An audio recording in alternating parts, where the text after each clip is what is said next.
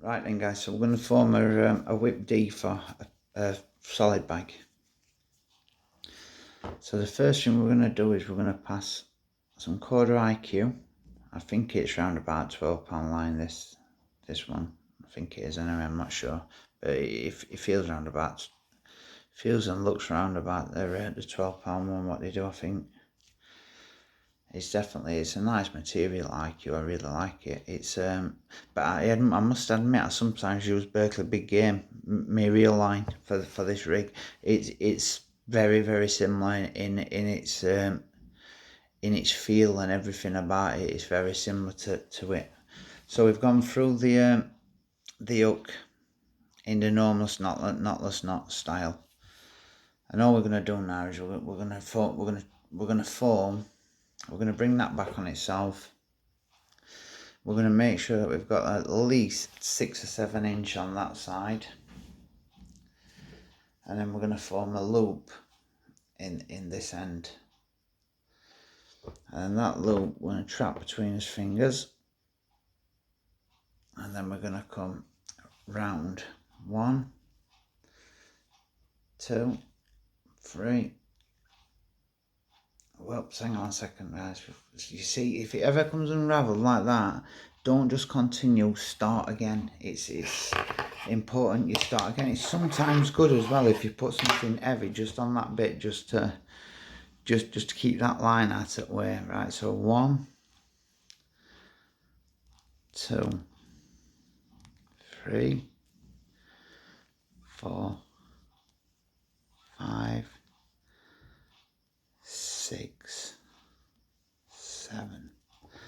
Right, and then we pass that tag end now, which would be the air, back through the loop, and then we pull on this end gently, very slowly, pull on that end slowly. Right, always trying to tease that air back round so it's running parallel with the back of the hook, and then just pull it tight. Pull it tight. So now really all you've got there is you've got a whipped. So then all we're going to do now is we're going to cut that tag end off nice and tight to the hook, and then it's formed that.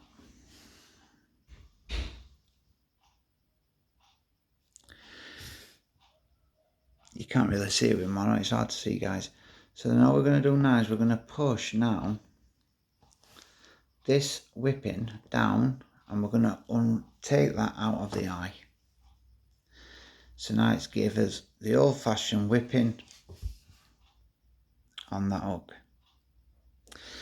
So then the next step now is to get a micro rig ring, which I don't like these because to get the, you see, I'm only going to be fishing a very small piece of, and when I say small, I mean really small, you know what I mean, just the size of a piece of sweet corn, perhaps even thinner than a piece of sweet corn on here, and then just with a really small piece of pop-up just screwed on top, just to negate the weight of the hook. That's all it's doing. It's being fished over soup, so I want a minute hook bait over soup. It's as simple as that. It's going in a bag, and as long as it's a little bit lighter than what else is out there, then it's going to be the first thing that flies into that fish's mouth. But I will still be using 16mm baits on Toomey rods, because it's what I did with last time. But this is all depending on the weed. This, you know what I mean. This may not even happen if the weed's bad. It more than likely will not happen. But I'm planning for it if need be. So then what we've done is we've put the micro rig ring on, and then we go back through the eye of the hook.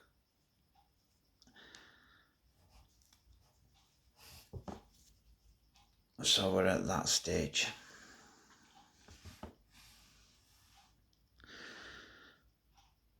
That one's bringing down, so it's opposite the barb. So now we're at that stage. Now the thing we've got to check here now is we've got to check that pull it straight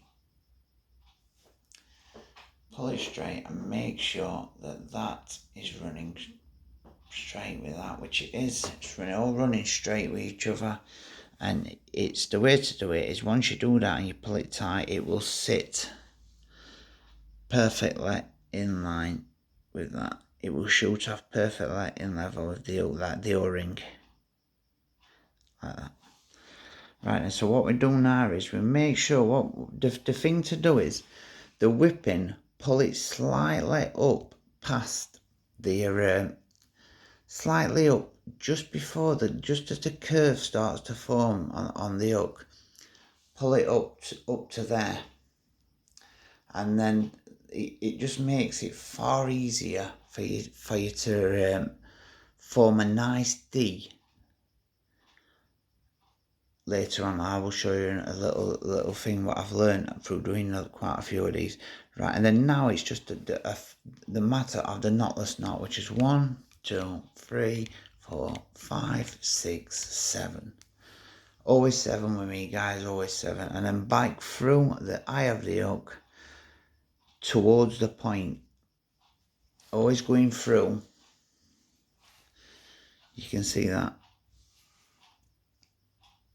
Going back through the eye of the hook, pulling it nice and tight, bedding that knot down, and then now you're left with that, which now you're left with that. But now the trick now is this, because we've started it and we've done it with the whipping, and we've pulled the whipping up past where we want it. It's enabled us to do this, and that is we bring that whip down now so it's opposite the barb, and what it's done is it's given us that lovely little dig in it there, which is absolutely perfect. Now there is other ways of forming this whip dig. I know several ways of forming that dig. Most of my knots that I know are through fly fishing, and it's fly fishing knots just unbelievable. It's to the point of now I've stopped splicing top of my lead core. I just do what I do when I'm fishing nymphs now on rivers with lead core, and that is that I bring the line through the top of the lead core, out through the side of it, round it in a simple figure eight loop, not near enough, and then bike through and then just pull it tight, and then you do not have to form a splice in the top of your lead core, blobber glue, and it's done. You don't have to do it. It's just something I learned when I was fly fishing, when I'm fishing nymphs. So now what you're left with is that, which is honestly, I'm not joking, it is a deadly rig, and it was brought to light by Danny Fairbrass on I think it was Gigantica where he very first used it. But believe me, if you're an avid reader of carp stuff from a long time ago, I'm talking Hutchie days and stuff like that, Rod Hutchinson days and all that, then you will know that this kind of rig, it's been played about with for a very long time by people like Steve Renyard and other anglers. It's just, but this, as far as I'm concerned, this is pretty much a rig that Danny Fairbrass brought to light, really. You know, he's the one that near enough brought it to everyone's attention. Right, so now what we're looking for now is a swivel. Now we don't want a big eye swivel on this because we're going to be fishing it on a solid bag, but the bag is going to be inside. The stuff's going to be inside the bag with the up. But what I mean by that is that I'm going to be fishing this off a lead clip. So I want it pretty short, but I don't want it too short that it's the big fish. And with a big fish, my way of thinking is you get away with fishing something like that size. That's the full length. You get away with fishing something like that for probably probably a 20 pounder. You probably even pick bigger fish up with it, but it's just my way of thinking is I like to give them enough rope to hang themselves, and to me that means that definitely the minimum at least 5 inch. Four to well about 5, yeah, 5 inch, about 5 inch. Well, we'll have a look.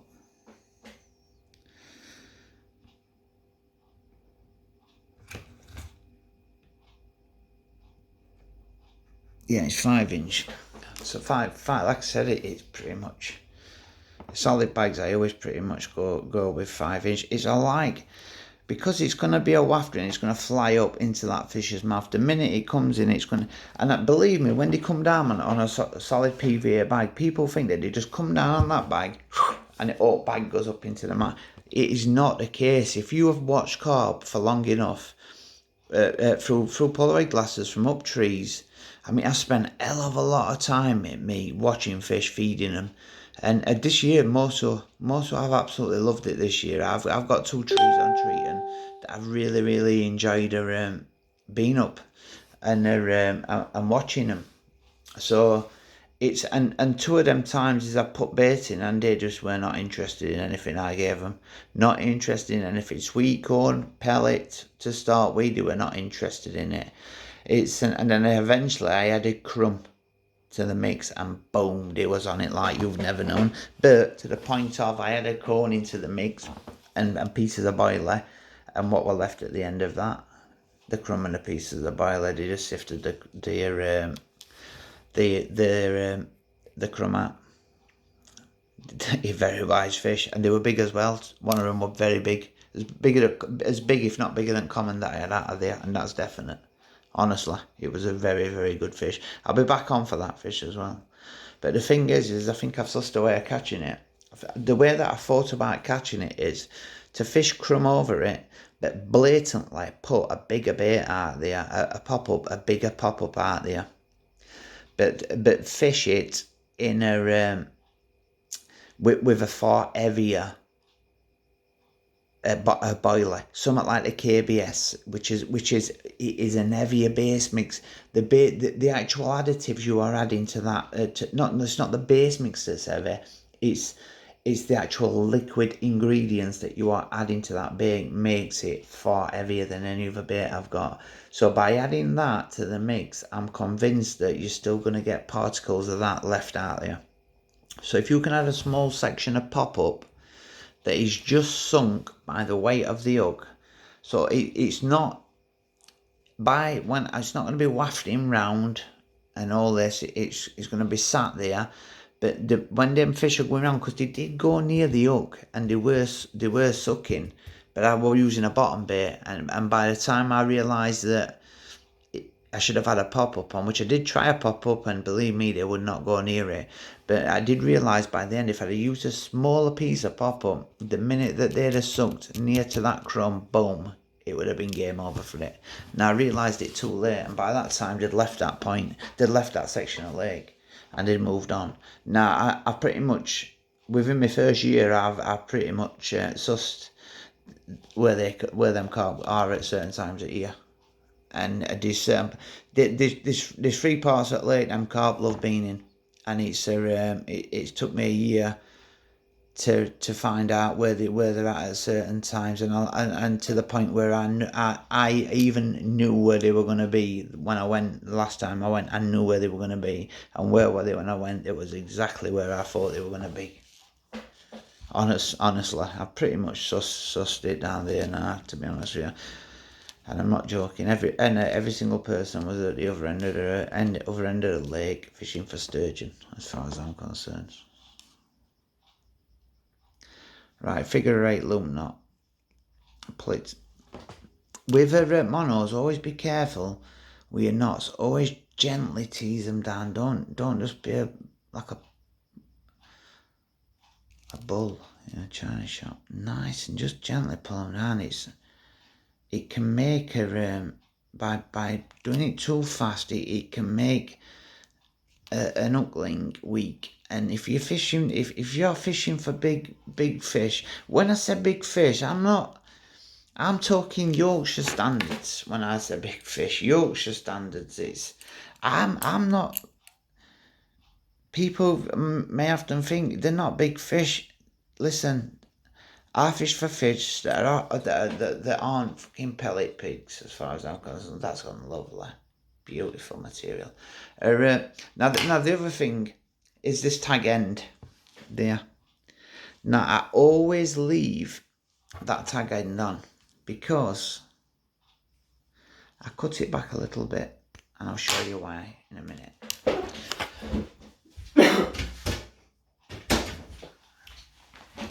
We're talking fish that have naturally got big through feeding on natural food, not pellet pigs.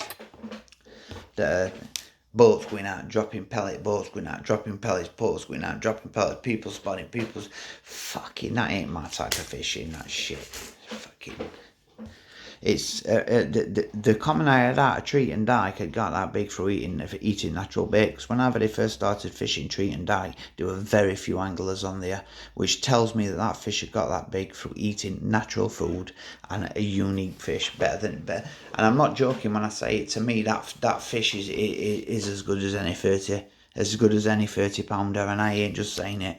It really is. It's a fish that's got to that size naturally. So you start adding boilers and that into equation, and fucking Jesus, nobody knows just the size it could be. But to me, it looked as though it was still a young fish as well. Right then, the tag end. What I do with the tag end is imagine that this leg clip is attached to your line. So you've got your leg clip coming through your line. Now, what I always do is with this is I will always bring that tag end up at the side of the barrel, and then I will always make sure that tag end goes in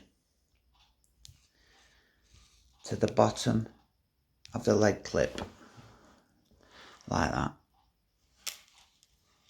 For the simple reason of, if you get that rig bike and that's happened, you see that there, that bit of line? You've been done. You've been done. You've definitely been done. A fish has had it in its mouth and you've been done. Simple as. And believe me as well, it's just a little thing that it's a little thing that I've done for years, and you're getting done far more than you think than you realise. I will be honest with you, getting done far more than you realise. But so that's just a quick